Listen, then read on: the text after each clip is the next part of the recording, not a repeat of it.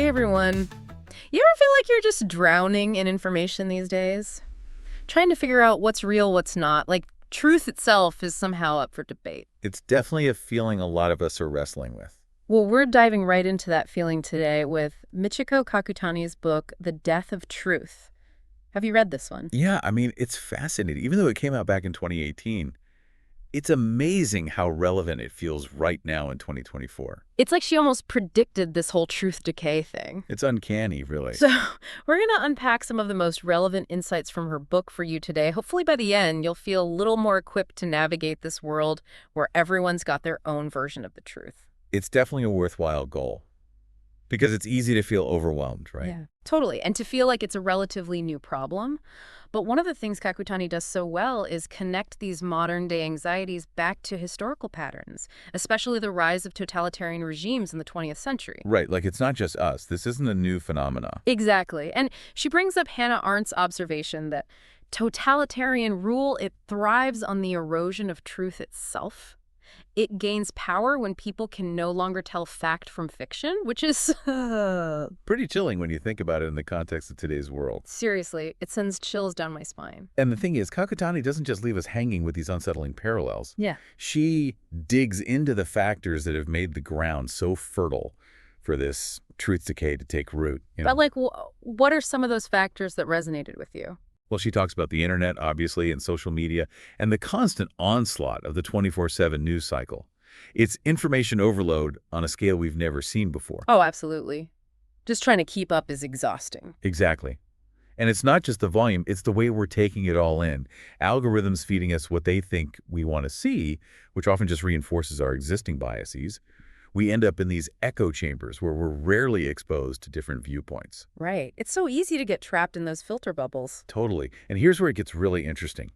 Kakutani talks about how postmodernist thought, which was originally intended to challenge power structures and traditional ways of thinking. Right, to question everything. Yeah, but she argues it's been kind of hijacked, twisted to dismiss the very idea of objective truth to justify alternative facts. So instead of leading to more understanding and empathy, it's being used to shut down any meaningful conversation. Exactly. It's like everyone's talking, but no one's really listening. And that's a terrifying thought, to feel like we're losing that shared reality, that common ground. Right. And what's interesting is that Kakutani connects this to the resurgence of cultural anxieties that Philip Roth was writing about way back in the 1960s. Oh, really? Yeah, like remember that excerpt we talked about from American Pastoral, where he describes this feeling of being bombarded with fixes, scandals, insanities, treacheries. It's like the more things change, the more they stay the same. Exactly.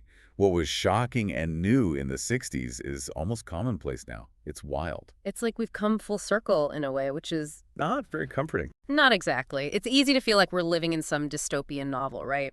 But the good news is Kakutani doesn't leave us wandering in a wasteland of misinformation. She really doesn't. Her book is actually full of practical strategies for navigating this crazy information landscape we're in. Which I think is what we're all really interested in, right?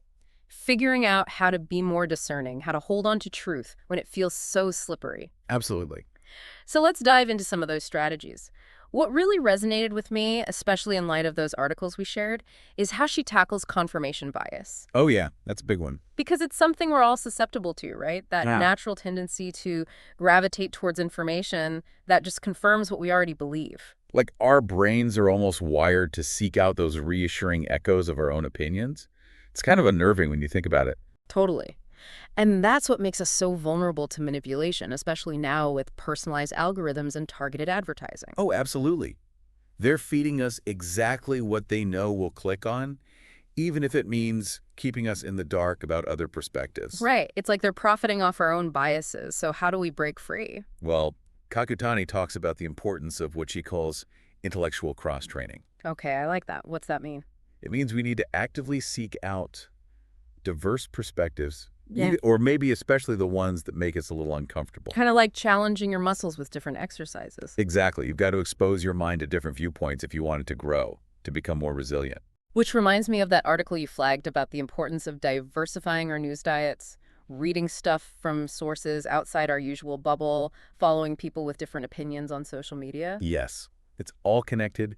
It's about actively seeking out those alternative viewpoints instead of just letting the algorithms curate our reality for us. Because it's so easy to just passively consume whatever pops up in our feeds. It really is. Yeah. And that's not even the half of it. It's not just who we're listening to, it's how we're evaluating the information itself.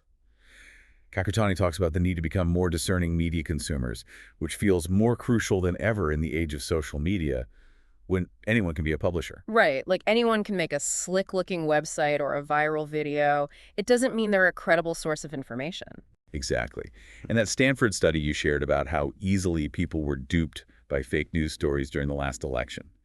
It's a stark reminder that we can't just take everything at face value, no matter how legit it might look. We need to develop those critical thinking skills to really evaluate all this information we're bombarded with every single day. So what does that look like in practice? How can we be more discerning in our everyday lives? Well, Kakutani suggests asking ourselves a few key questions whenever we encounter a new piece of information. Who's the author? What's their agenda? What are the sources they're citing? Is this information coming from a place of expertise, or is it just opinion? Basically, don't just read the headline. Exactly. Dig a little deeper. Look for those red flags. And speaking of red flags, she also talks about some of the tactics used to manipulate us, like the fire hose of falsehood strategy. Oh, yeah, that's a good one. What is that again? It's that idea of just overwhelming people with so much information, so many conflicting narratives, that they just kind of throw their hands up and say, I can't even deal with this anymore. It's like they're trying to exhaust us into submission. Exactly. Make it so we're too tired to even think critically about what we're seeing and hearing. And that's when those lies start to seep in. Right. Like that old saying, if you repeat a lie often enough, it becomes the truth. Or at least it creates enough confusion and doubt that people stop trusting anything or anyone, which can be just as dangerous. So it's like, even if you don't believe the lies, they still erode that foundation of shared reality. Exactly. And this is where that whole decline of reason and expertise comes in. When we start devaluing expert knowledge and elevate opinion over fact, it makes us incredibly vulnerable to these kinds of tactics. Like, it's almost like we're being conditioned to distrust the people who actually know what they're talking about. Right. We're told to trust our gut, even if our gut hasn't been fed a balanced informational diet. Which reminds me of that disturbing example Kakutani gives about the tobacco strategy. Oh, yeah. That one always gets me. For those who haven't read the book, can you refresh our memories? Basically, it's the idea that big tobacco companies knew about the dangers of smoking for decades, but they launched these massive disinformation campaigns to create doubt and confusion among the public. Right. Like, they couldn't deny the science completely, so they just tried to muddy the waters. Exactly. They didn't need to disprove the science. They just needed to sow enough uncertainty to prevent any real action being taken. And the crazy thing is, it's a tactic that's still being used today to cast doubt on climate change, vaccines, so many other critical issues. It's so insidious. So if we're constantly being bombarded with misinformation, if we're hardwired to seek out confirmation, if experts are being discredited, how do we even begin to navigate this? Well, Kakutani seems to be saying that it all comes down to cultivating that critical mindset. It's not about being skeptical of everything, but it's about becoming what she calls critical thinkers. Okay, I like that. So what does it mean to be a critical thinker in this context? It means approaching information with a healthy dose of skepticism, but also a commitment to seeking out evidence, understanding different perspectives, and basing our opinions on facts rather than just feelings. So it's not about having all the answers, but it's about being willing to ask the questions. It's definitely a muscle we have to keep flexing, especially in a world that often feels designed to keep us overwhelmed and glued to the outrage of the day. But you're right, knowledge is power, and Kakutani definitely gives us a lot to chew on. What would you say is the most important takeaway here? What does she want us to really walk away with? I think at its core, the death of truth is a call to action. It's about recognizing that truth matters, and that defending it is an active choice we all have to make each day. We can't just sit back and be swept away by this tide of misinformation and apathy. I love that you frame it as a choice, because even though Kakutani doesn't explicitly spell it out, you feel that urgency throughout the book, that sense that we're at a crossroads. And we can't just passively hope for the best. We have to be active participants in shaping the world we want to live in. And that participation takes many forms.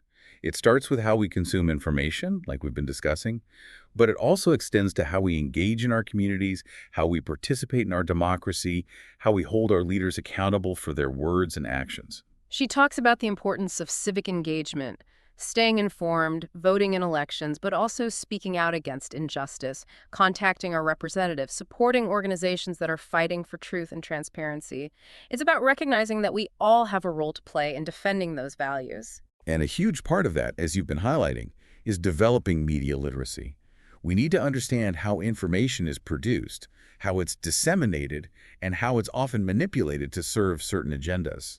It's like that quote often attributed to Mark Twain: "It's easier to fool people than to convince them that they have been fooled."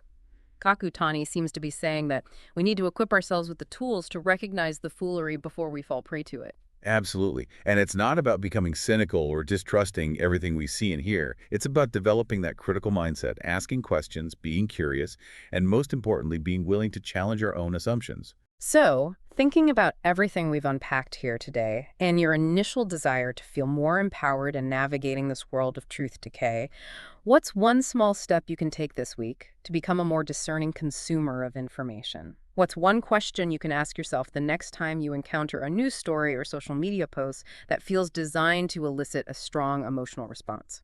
Those are great questions to consider. And you know what? Those are the kinds of questions we should all be asking ourselves constantly. It's not about having all the answers, but about being brave enough to embrace curiosity, to remain open to different perspectives, and to never stop questioning what we see and hear. Thanks for joining us for this deep dive into Michiko Kakutani's The Death of Truth. Be sure to check out the show notes for links to all the sources we mentioned and some further food for thought. Keep those critical thinking caps on, and we'll catch you on the next deep dive.